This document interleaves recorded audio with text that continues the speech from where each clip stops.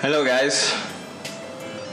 Today I'm going to show you how to reference using the APA 6th edition style. So the APA is abbreviation for American Psychological Association. So it's the 6th edition. For today I'm going to for the next series of tutorials I'm going to be doing, it will be concerning print sources. APA, but print sources. Print sources like books or magazines or newspapers. And then I will also do electronic sources, which are the same material but which you can find online or on the internet. So first things first, what is referencing? So referencing is when, for instance, when you're doing an assignment, right? The details of the sources of information that you used need to be provided for that assignment, so that whoever is going through the assignment can see that this person used this source, this source, this source, or this author, or this book. That's what referencing is. And referencing is important for a number of reasons. The first reason is you're acknowledging the work or the words used by some other author. So you're saying these words that I'm using are not my words, or it's not my work, but it's somebody else's work. I had to research, I had to find it, and then I had to rewrite it. But it's not my work. They're not my words. That's the first importance of referencing. The second importance is you reference because you are trying to avoid plagiarism. Plagiarism is when somebody writes down some work and then presents it as theirs, but it's not theirs, it's somebody else's work. So to avoid that, you have to say, I took this work from this person, or I took these words or this passage from this person, so it's not my work, but it's this person's work. In the process, you avoid plagiarism. Plagiarism is a very big offense in colleges or universities or in any academic setting. The other importance of referencing is you have to show the range of sources that you used. Say you use 10 sources, you have to show that I use this source, this source, this source, and they amount to 10 sources. And this is important because it shows how up to date these sources are, and how relevant the information or the data or the material that you're using is. Because you see, information changes. For example, information which you used in 20 years from today will be different to information which you might have used now. Because, for example, the number of population of people on the planet is different to what it was 20 years ago. So if you're using a source from 20 years ago and you're referencing it to the population now, obviously it'll be wrong. So you have to use something recent, which is maybe like 2 years old or a year old, or preferably which belongs to this year, like say 2019. So you have to use the most recent source, or you have to reference the most recent source.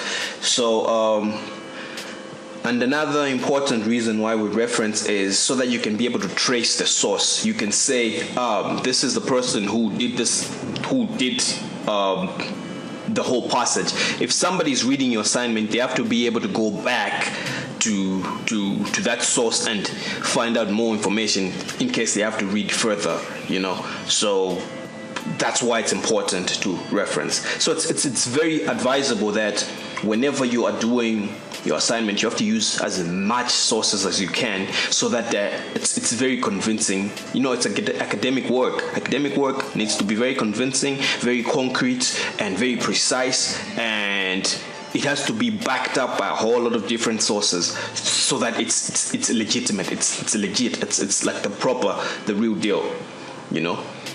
Anyway, so the basic format of, let me start with, there are two parts of referencing. There are two parts. There's in-text referencing, or within text, and list of works cited. List of works cited is the reference or the bibliography. Reference list or the bibliography, which comes at the end of the passage.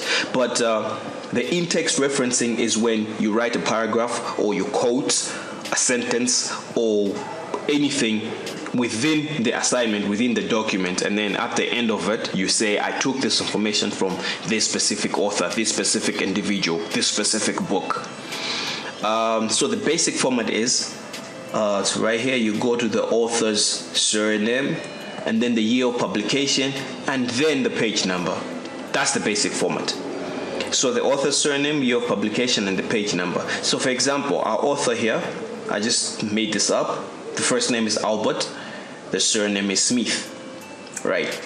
So year of publication is 2019. I just said the page where the information was taken is from page 200. So with in-text referencing from a direct quote is taking the information exactly how it was written. So I just made an example here. It was impossible for him to buy everything they had asked him to because he did not have enough time. So you take the surname, you open brackets, take the surname, write Smith, comma, 2019, that's the year, comma, he, that stands for the page number. You write a full stop there or a dot, and then the page number, which is 200, and then close brackets, and then full stop. That's how you quote directly. So the author's surname, the year, the page number, done. So in-text referencing for summarized information.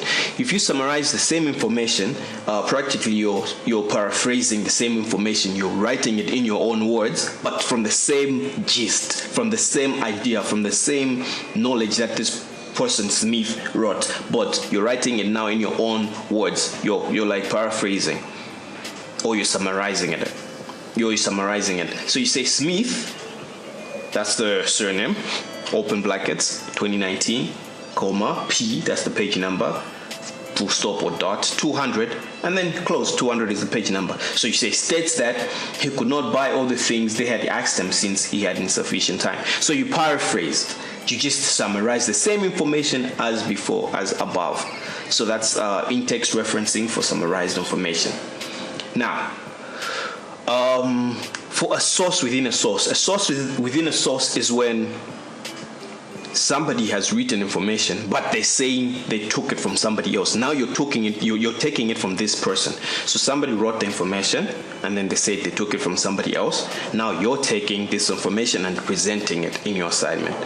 So here I wrote the example of Watson.